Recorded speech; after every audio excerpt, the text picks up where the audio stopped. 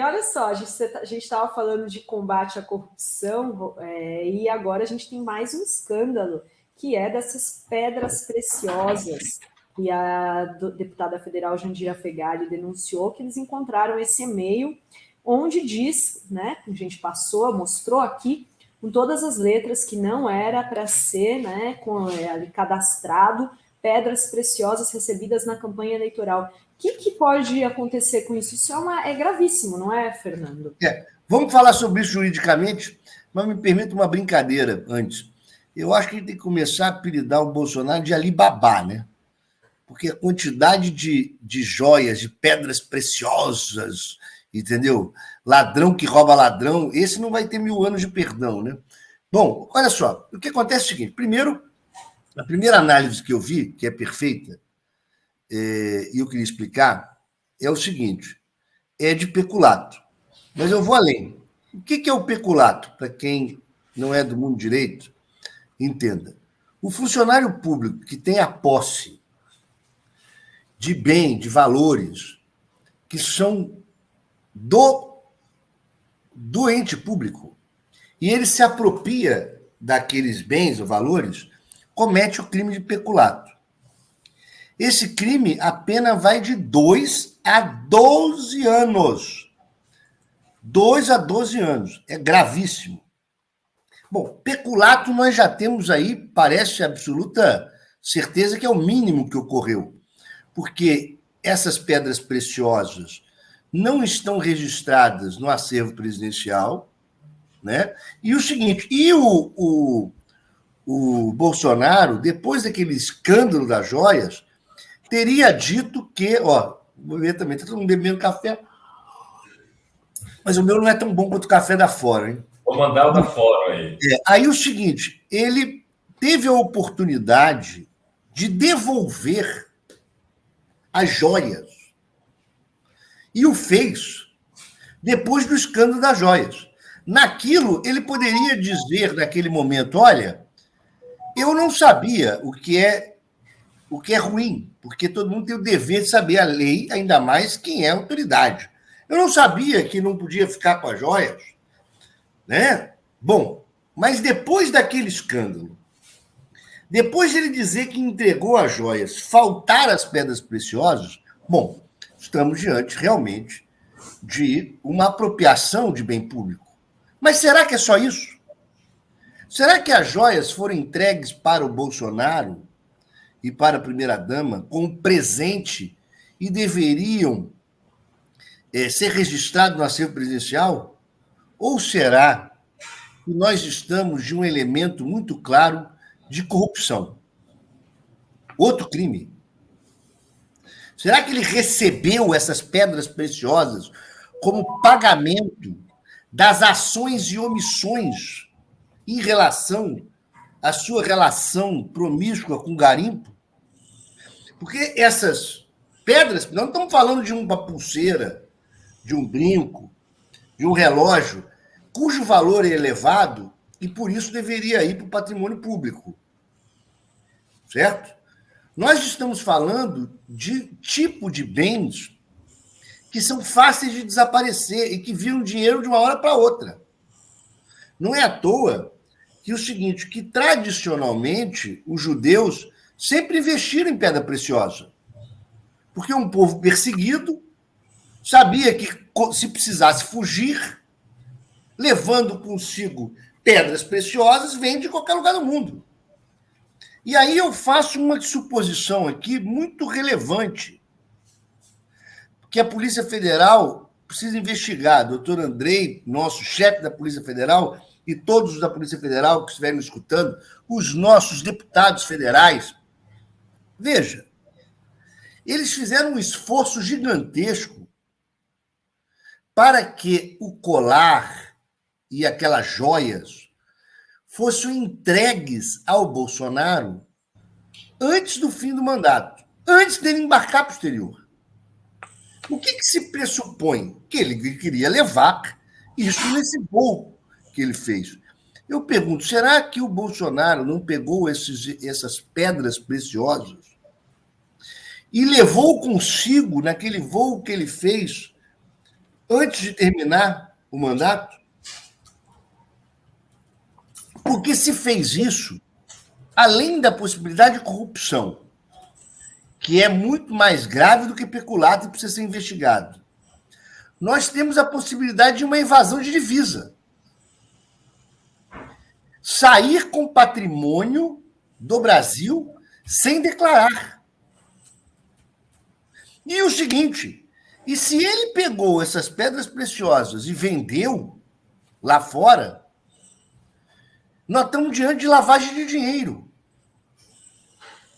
A situação é grave, porque a partir do primeiro crime peculato, que já é de 2 a 12 anos, nós podemos estar diante da ponta do iceberg do tamanho do problema que ele vai enfrentar.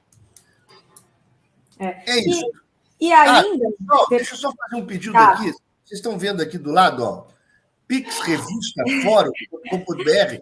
A gente tem que conseguir bater a meta. O Bolsonaro recebeu 15 milhões, pessoal. 17 milhões. 17? Pô, vamos bater 18 aí, pessoal. Pô, manda um Pix. Pois é. Eu estava contando aqui, você sabe que a gente foi olhar aqui, antes de você chegar, Fernando, o pessoal fala Piauí, às vezes está umas matérias legais, eu gosto da Piauí, super legal. Mas estava falando de taxa de juros, aí eu lembrei que eles foram, num dado momento, o dono lá do Itaú, que é o patrocinador da Piauí, João Moreira Salles, falou, não, vou fazer o seguinte, eu vou doar uma grana para um fundo, e aí eu não preciso ficar mais por um dinheiro todo mês. Ele botou 350 milhões num fundo, né, para eles poderem fazer jornalismo só com os rendimentos. Aí eu explicando que a taxa de juros desse jeito só enriquece os ricos. 350 milhões é 40, 45 milhões por ano. Moreira Salles, se estiver nos escutando, alguém da família... Bota 10 milhões aqui. O pessoal da Fórum está aceitando até muito menos, olha só. Mas é o seguinte, essa promoção é só por 24 horas. Isso é rápido. É pegar ou largar. Mas voltemos aqui ao Alibaba do Bolsonaro. Temos, então, a possibilidade de estar na ponta do iceberg desse problema. O crime é grave, gravíssimo, e o mínimo que ele pode ter cometido é peculato de 2 a 12 anos, mas nós temos possibilidade de ter corrupção, evasão de divisa, lavagem de dinheiro, formação, quer dizer, organização criminosa, porque você tem mais de um sujeito envolvido nisso, ou seja, é gravíssimo. E junta na sequência esses 17 milhões, não é muito estranho, Fernando, essa quantia tão alta de doações, e ainda ele investir esse dinheiro, não pagar a multa que ele devia, e não tem que ser investigado quem são as pessoas que fizeram essa doação, porque disseram, são 770 mil transações, mas de quais CPFs vieram essas transações? Isso não precisa ser investigado também? Evidente que precisa ser investigado, porque você pode ter aí, você tem um indício de lavagem de dinheiro. Eu posso plenamente pressupor que parte das joias, ou seja, parte das pedras preciosas, tem voltado para o Bolsonaro através de Pix. Evidentemente que isso tem que ser investigado. Isso eu acho que a gente não tem um outro fato desse, né? De alguém que recebeu 17 milhões em Pix. Evidentemente que é preciso investigar, porque você pode ter até pessoas que tenham mandado um Pix ou outro de doação mesmo, e você pode ter no meio deste volume a lavagem de dinheiro, a ocultação de patrimônio, etc., inclusive da origem dessas pedras preciosas. Então, cabe às autoridades públicas, diante de tudo que está ocorrendo, fazer uma investigação pormenorizada disso. E será feito, né? O Fernando, teve um ex-ministro aí do TSE que doou 5 mil reais e disse que doou para o Bolsonaro. Se ele quiser pagar multa, se não quiser, não paga. está pouco se lixando. Cara, esse tipo de comportamento, ele acho que está aposentado, já não lembro o nome, mas é permitido, mesmo. Esse cara esteve julgando até outro dia e as ações relativas à questão eleitoral. Bom, eu não vi esta frase, posso comentá-la de maneira indireta, em razão do que você está falando, mas eu diria o seguinte, que se a manifestação foi desta forma, há, no mínimo, uma indelicadeza com a corte, que precisa ser respeitada. Eu vou te ler para você poder falar sobre... E qual o nome? Admar Gonzaga atuou... Atuou na defesa dele. O advogado e ex-ministro do Tribunal Superior Eleitoral... aqui deu pau. Eu estou aqui, Ovar. Ele afirmou não se preocupar com o fato do Bolsonaro não ter pago multas, mesmo após receber os 17,2 milhões de reais em transações. Ele doou 5 mil reais por meio do Pix, e ele disse, eu não estou preocupado se ele vai pagar a multa, se não vai pagar a multa, ele disse para o estado de São Paulo. O que eu vi foi uma pessoa ter todos os seus recursos bloqueados de uma hora para outra, ele não tinha mais nada na conta. Bom, eu queria dizer o seguinte, o Adhemar foi, quando ministro do TSE, foi um bom ministro. Tá? Foi um bom ministro. Eu não posso acusá-lo em razão de ter assumido a defesa do Bolsonaro. Afinal de contas, ele está exercendo a profissão. Então, em razão disso, eu me reservo o direito de não me manifestar em relação às frases do Adhemar. Acho que, quanto ao Bolsonaro, e eu não sei o que ele está falando sobre todos os bens bloqueados, etc. Quanto ao Bolsonaro, ele tem que ser investigado a fundo, porque só essa questão das joias, e mais as pedras preciosas, etc., e essas relações que tem das viagens que ele fez para um só lugar, inúmeras, né? A compra de fundos daquele país, de ativos da Petrobras. Quer dizer, há algo muito estranho e cabe às autoridades brasileiras investigarem a fundo. Eu vejo não que sejamos sortudos, porque não foi só sorte, foi trabalho para ganhar a eleição, trabalho da Fórum, trabalho da imprensa alternativa, trabalho de militância das pessoas. Mas imagine todos o que ocorreria se o Bolsonaro tivesse ganhado a eleição. Todos esses fatos seriam ocultados e, em 4 anos, ele teria, com os seus tentáculos, ocupado de tal maneira a máquina pública, o Supremo Tribunal Federal, o Supremo Tribunal de Justiça, o Ministério Público, a Polícia Federal, que seria, se dia 8 de janeiro foi um grave risco à democracia, que é só um símbolo, não é só dia 8, imagina o que seria dia 8 de janeiro daqui a 4 anos. Seria impossível praticamente tirá-lo. Nós não ganhamos só uma eleição dia 31 de dezembro do ano passado, quando terminou o ano. Nós ganhamos anos e anos e anos de sobrevida de democracia e a possibilidade de exterminar esses riscos, porque nós estaríamos vivendo uma outra situação. Tem uma pergunta aqui da Rejane, não sei se você sabe, quanto que é o imposto sobre doação, paga quem doa ou quem recebe? Eu acho que doação não tem imposto, né? Tem? Doação tem imposto. Tem. O imposto paga quem doa, certo? Depende do estado, esse imposto se altera, vai de 4% a 8%, tá? Tem que pagar imposto.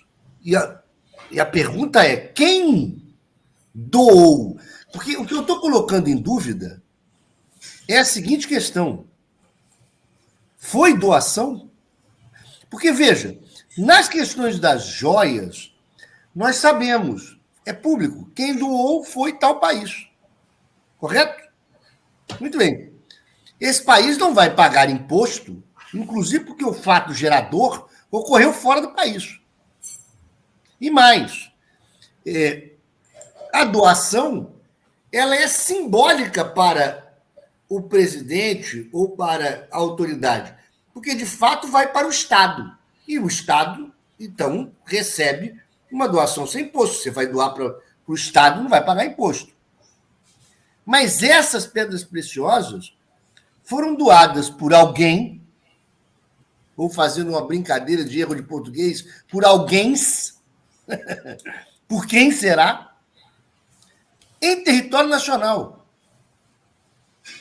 Mas não é absolutamente normal alguém doar pedras preciosas, bem de alta liquidez.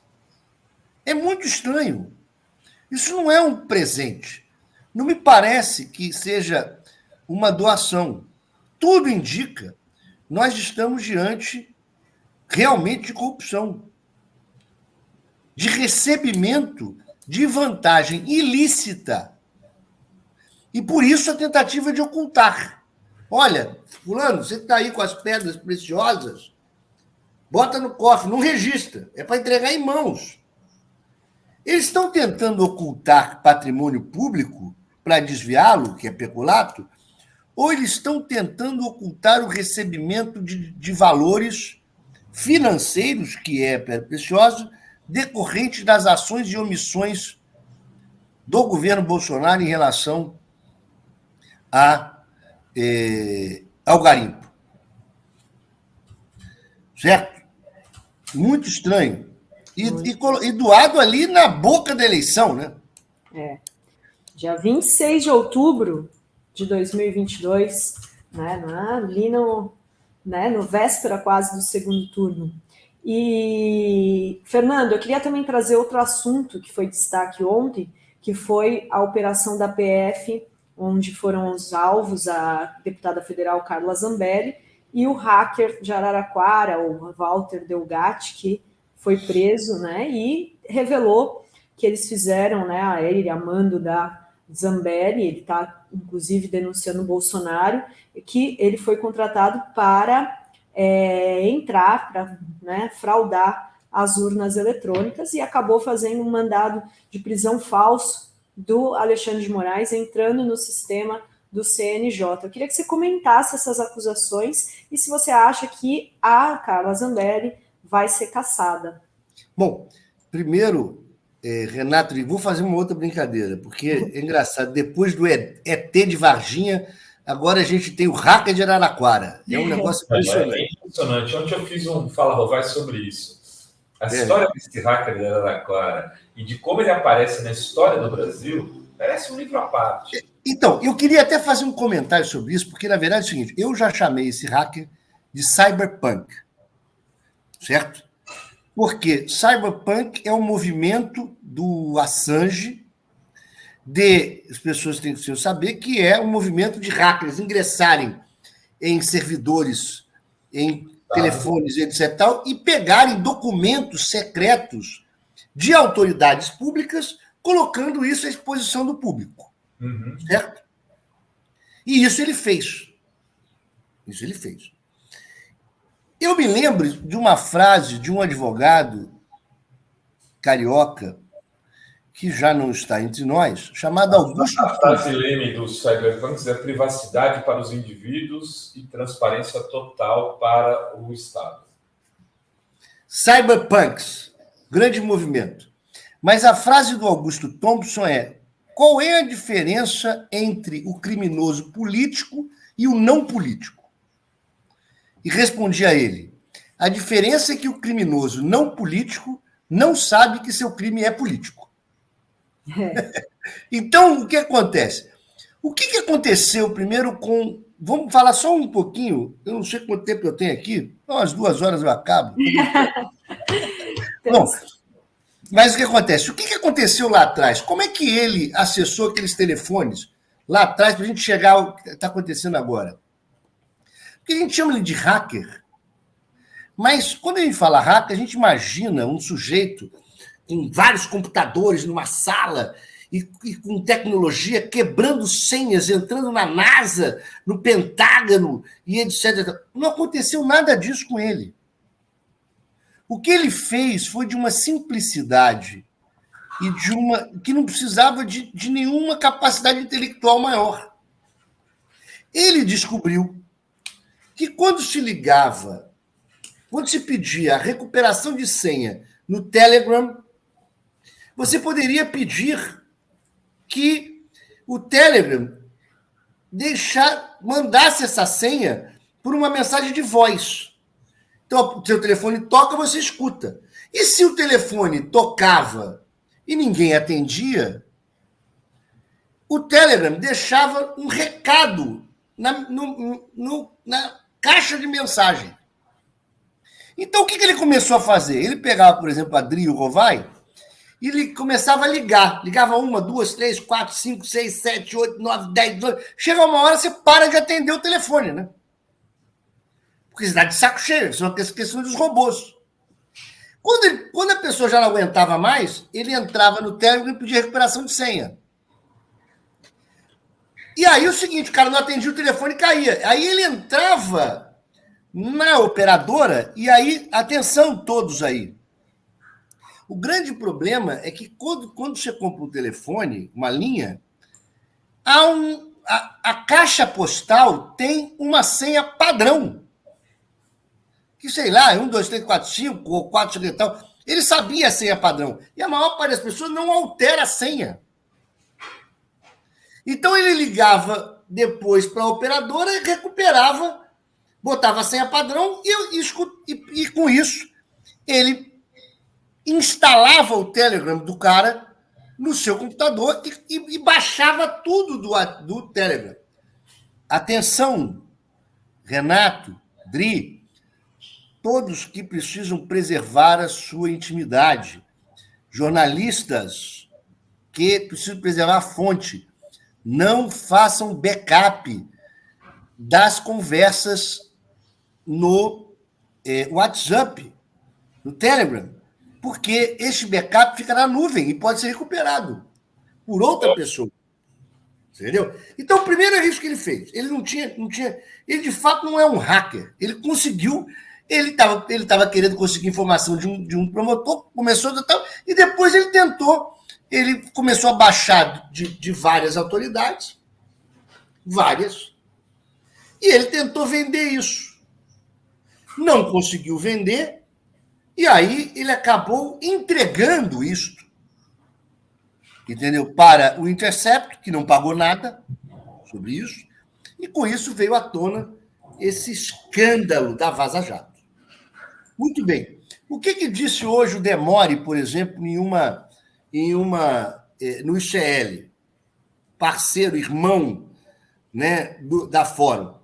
Diz o seguinte, que o advogado dele teria dito que ele esperava que, com tudo que ele fez, ele tivesse um emprego público, alguma coisa, alguém ia fazer alguma coisa por ele. Só que o seguinte, óbvio que o Intercept não podia pagar, porque estaria cometendo crime, certo?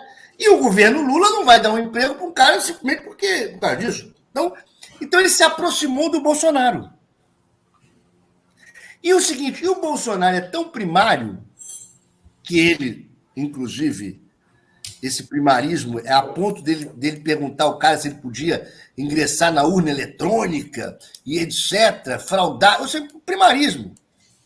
Você imaginar o presidente da República fazendo um negócio desse.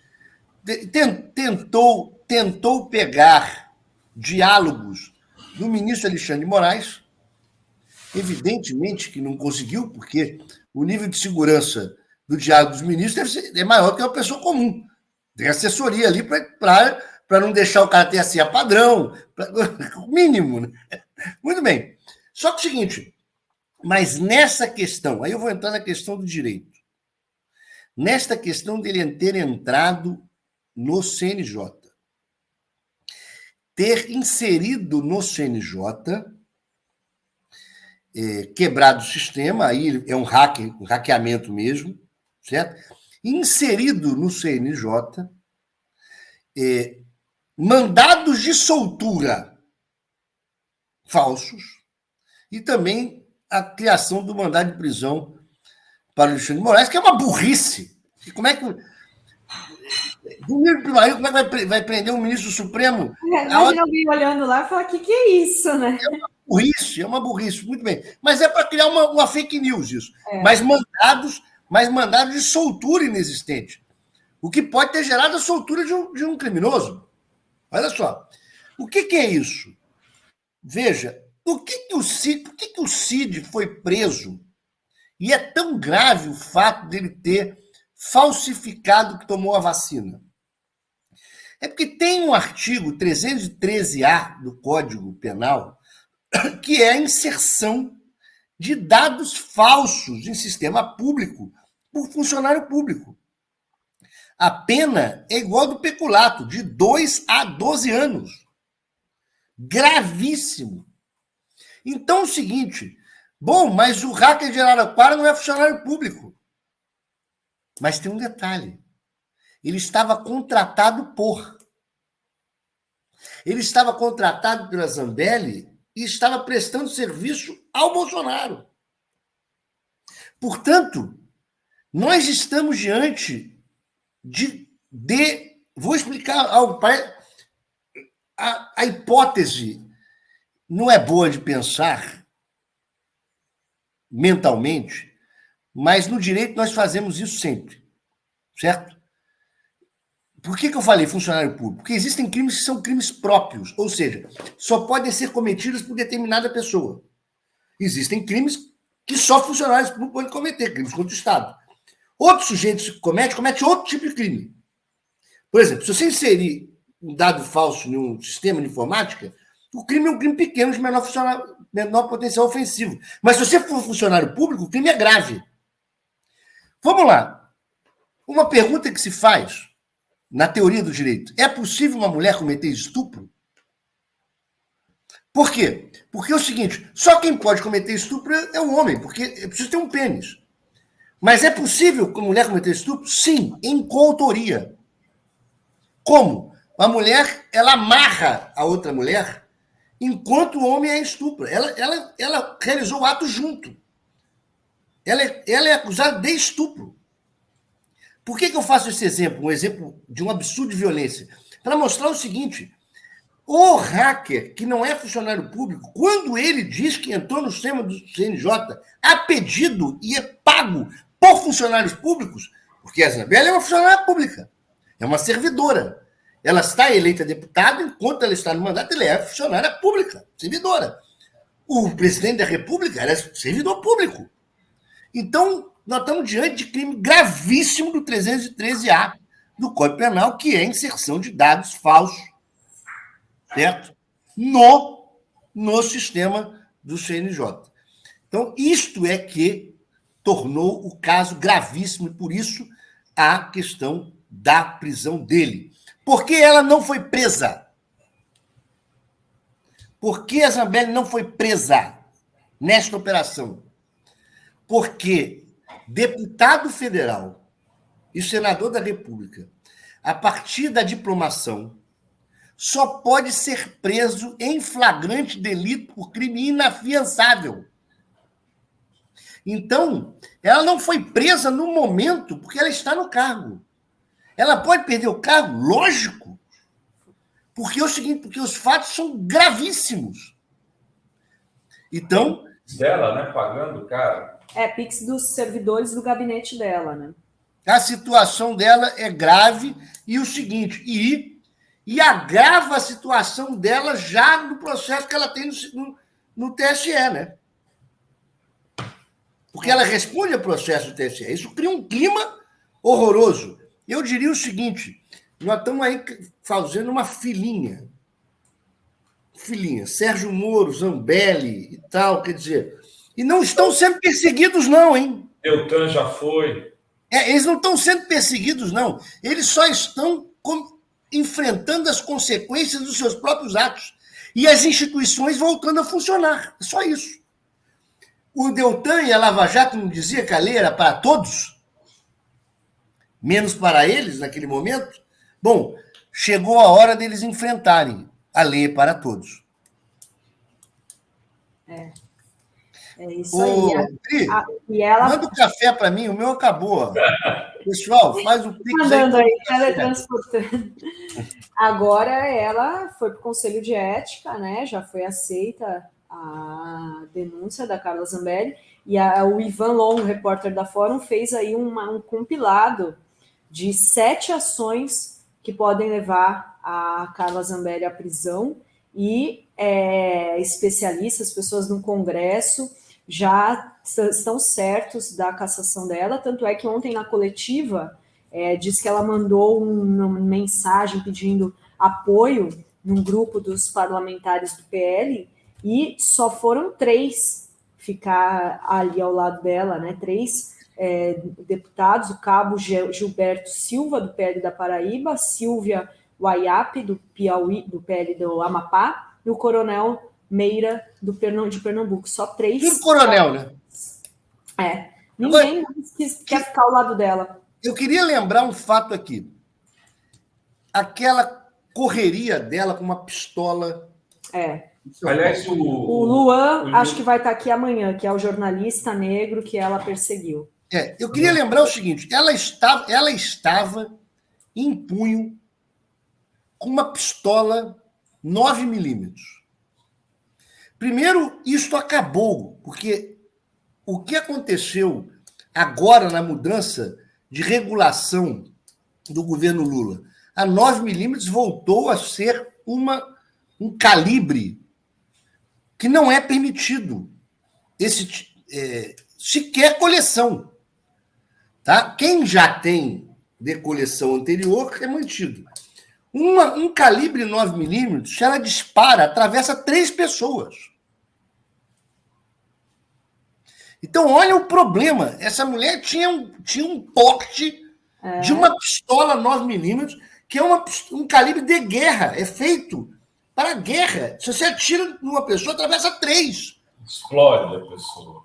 Entendeu? Então, um perigo gigantesco que aconteceu. E o seguinte, isto me parece também que colocou ela numa situação muito ruim junto ao bolsonarismo.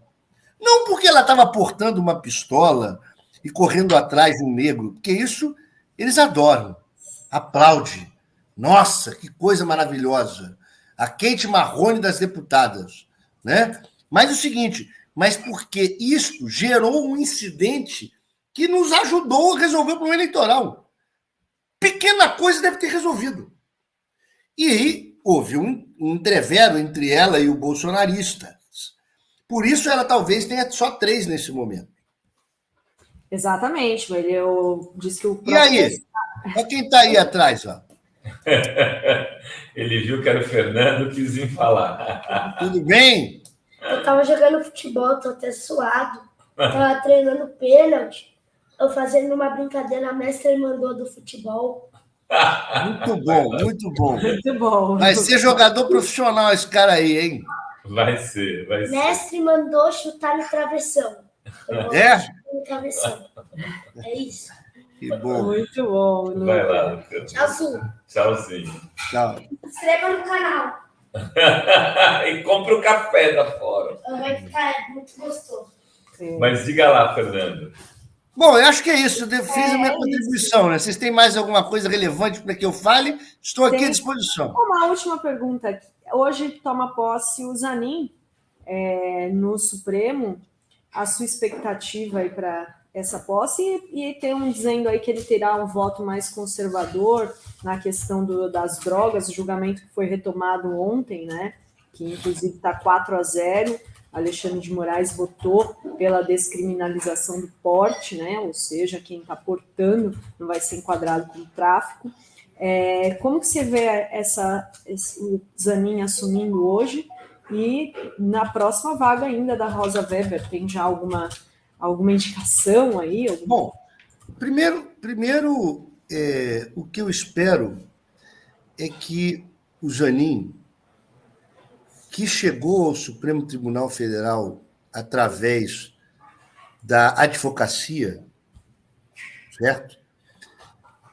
Que ele honre o que é o artigo 133 da Constituição Federal, que é o que regula que o advogado é o auxiliar da justiça e dá importância à advocacia, tá? Por isso, desta forma, entenda o judiciário como altamente participativo, porque o advogado é o único que não é um funcionário público e que atua no judiciário, mas exerce um papel considerado público, é um munus público fundamental, mas que isso seja indicativo não só da importância que o advogado tem que ter, mas da participação do público, das pessoas, no que a gente acredita que deve ser judiciário. Que o Zanin honre a assinatura do Luiz Inácio Lula da Silva, que o nomeou, em relação à democracia, à participação, né, à justiça social, além das garantias individuais. E o seguinte, quanto à questão que nós estamos julgando no Supremo Tribunal Federal, eu lembro, e já falei várias vezes aqui, de uma jurista que foi juíza no Rio de Janeiro, chamada Maria Lúcia Caram. A Caram foi a primeira mulher a começar a absolver pessoas por porte de maconha. Ela que levantou a tese de que era inconstitucional a punição de usuários de entorpecente. Isso quando a lei era anterior à lei de 76 e que tinha pena de prisão, realmente. Hoje o uso não tem pena de prisão, mas o que está acontecendo é que eles estão condenando usuários como traficantes. Esse aqui é o detalhe. Mas a Maria Lúcia Caram, ela escreveu sobre isso e deu sentença sobre isso. Mas ela também foi quem escreveu um texto clássico e fundamental chamado A Esquerda Punitiva, mostrando que, como a raiz stalinista da esquerda brasileira, em certos momentos, a esquerda se aproximava das razões da direita, com o Estado máximo. Esse Estado que fez com que, mesmo durante os governos Lula e Dilma, nós aprovássemos legislações absurdas, como a lei de organização criminosa, que trouxe a questão da delação premiada, que trouxe agente infiltrado, caíssemos no discurso de que a corrupção é o pior mal do país. Lógico que a corrupção tem que ser combatida, mas nós criamos instrumentos que, na verdade, serviu a aumentar ainda mais pessoas no cárcere. E somos o terceiro país que mais prende no mundo. Prendemos negros, pobres, favelados. E isso é que estava falando Alexandre de Moraes. E eu quero crer que não, que o Zanin irá votar quanto à inconstitucionalidade da autolesão em relação ao crime de porte de entorpecente e uma limitação em relação à criminalização das drogas. Porque hoje nós estamos matando mais do que as drogas. Esse é o fato. Para combater a droga... Hein? O voto de Alexandre de Moraes, aliás, ontem foi primoroso, né?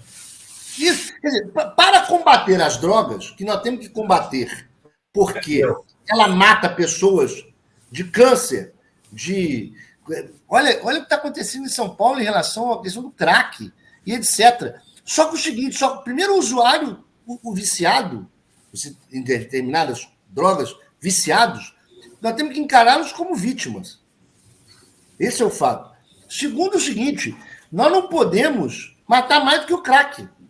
Nós não podemos, para resolver o problema da droga, matar pessoas com tiro de fuzil em combate de guerra entre a polícia e os traficantes.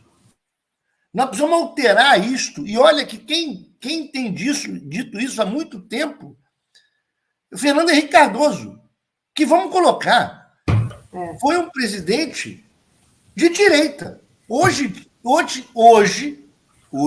denominado pelos radicais de extrema-direita, até de comunista. Entendeu? Mas nós estamos perdendo um presidente de direita, neoliberal. E esse neoliberal, Fernando Henrique, há muitos anos fala, precisa descriminalizar o entorpecente. Nós precisamos resolver isso. Precisamos sair, inclusive falando aos crentes, aos religiosos. Ninguém quer uma sociedade que no imaginário deles, isso aqui vai virar Sodoma e Gomorra, todo mundo na rua, etc. O que acontece é o seguinte, vamos olhar as sociedades que trataram isso de maneira diferente. Vamos à Holanda. Lá, você vê claramente como a questão de entorpecente é tratada. Portugal, e nós não temos problema da arma. Principalmente a maconha. Portugal, né? a gente teve recentemente lá, andando pelas ruas, você tem lojas vendendo maconha hoje. E o próprio Estados Unidos, a maioria dos estados, né? E outra coisa, né? Além de nós resolvermos o problema central, que é realmente a questão da droga, porque nós temos que preservar a nossa juventude em relação às drogas, que, na verdade, estão cada vez mais sofisticadas. Maconha hoje nós estamos falando de droga de hippie, da década de 70. As pessoas estão consumindo crack, estão consumindo, sei lá, agora é cassete, não sei mais. Eu não tenho noção da quantidade de. Atualizado. Tá. A última vez. O tiozão do rolê. A última vez que eu consegui ter contato com isso, eu devia ter cabelo, entendeu?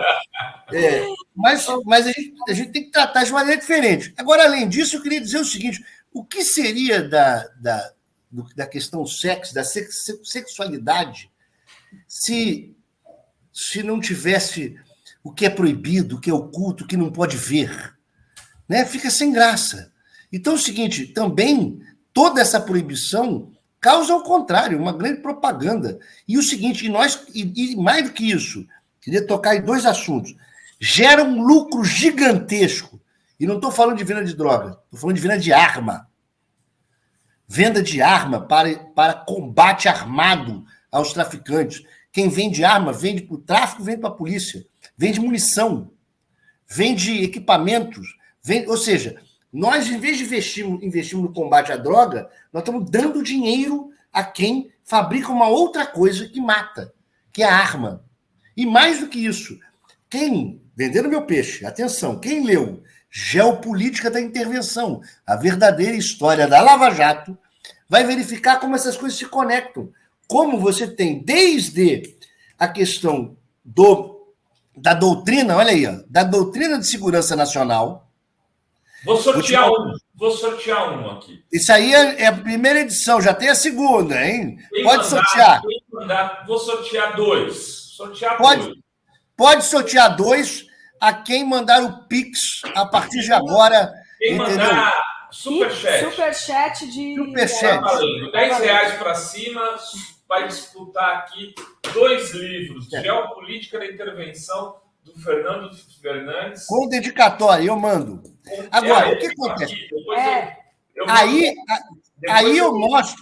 Aí eu mostro como a doutrina de segurança nacional, embutida pelos americanos nas nossas Forças Armadas, geraram o golpe de 64.